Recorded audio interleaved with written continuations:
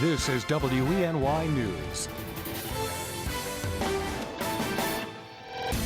Good Tuesday morning. Thanks for clicking on the webcast. I'm Cody Carlson. Here's the latest from WENY News and the Star Gazette. The manhunt continues today for an accused killer from Cleveland.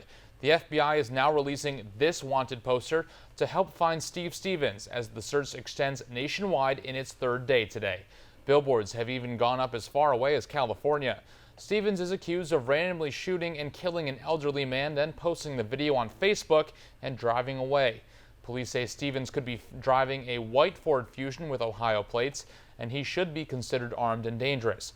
Yesterday, police put Philadelphia schools on lockdown and searched the area after a possible sighting. The Associated Press says a $50,000 reward is being offered for information leading to Stevens' capture. Meanwhile, the Cleveland community is mourning the loss of the victim in the deadly shooting, 74-year-old Robert Godwin Sr. Family and friends gathered last night for a vigil. They carried flowers and balloons and hugged and comforted each other, all while urging an end to the violence on their city streets. Police say 37-year-old Steve Stevens killed Godwin Sunday afternoon in what appeared to be a random shooting. Godwin was out collecting cans. If you have any information about Stevens, please call 911. A few Elmira residents are without a home this morning after a fire ripped through the first floor of an apartment. The fire started around 9 last night on the 700 block of West Water Street at a 5-unit building.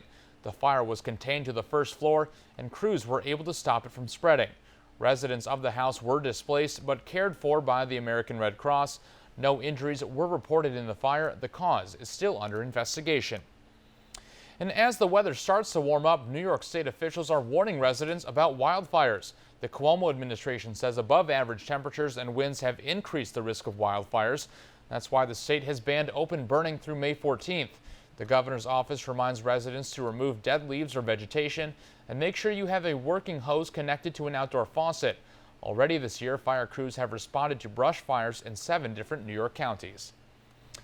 Well, if you carry an open alcoholic beverage in the city of Elmira, you can now be put behind bars. At last night's city council meeting, the city voted to make it stricter for people to carry an open alcohol beverage. The new legislation fixes a loophole in the previous law stating people who carried open containers only got ticketed. But now the law is enforceable, meaning people can be arrested and go to jail. City Councilman Brent Sturmer says the law is aimed at cleaning up some problem areas in the city. The problem spots are by the Steel Memorial Library downtown. There have been different groups that will take up residence there, so to speak, and they will, drink and litter and just basically make it an unfriendly and unhappy place. The law was unanimously passed by City Council. It'll now head to the Law Department and will begin to be enforced in the coming days. Well, a pilot is okay this morning after experiencing a rough landing near Binghamton. According to our CBS affiliate WBNG, an ultralight plane crashed along East Service Road in the town of Fenton around 6 p.m. yesterday. The pilot says high-speed gusts of wind is the main reason he lost control. Even after falling more than 1,500 feet, authorities say the pilot was not injured. The plane even hit power lines on the way down.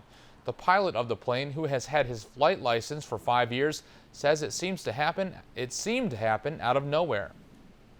All of a sudden, I dumped probably 500 feet within several seconds. You can just tell it was out of control, and my thought was it's going to come over the highway and it's going to crash either on me or somebody else.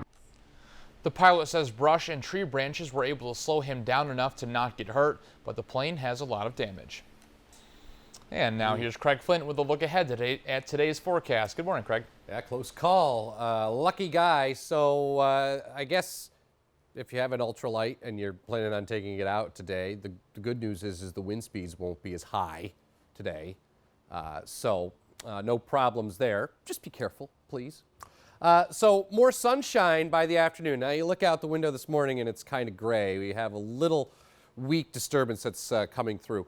Once that goes by, the clouds get out of here, and then through the course of the day, I think we have a good deal of sunshine. Temperatures pretty similar to where we were yesterday when we got into the 60s, and again, lighter wind speeds today. Tonight, becoming partly cloudy and turning breezy with a low of 42. Let's talk about what's ahead here as we go into the forecast over the northern tier today. I think a good deal of sunshine. County over to Gailton, Wellsboro, Mansfield, temperatures into the 60s, again, similar to what we had here on Monday, a high of 61 or 62 for Elmira Corning, and then up over the Finger Lakes, highs 56 to 61 with a good deal of sunshine for the afternoon. So, large area of high pressure settling in from Canada. That will provide us with some drier air today, and again, a good deal of sunshine through the afternoon.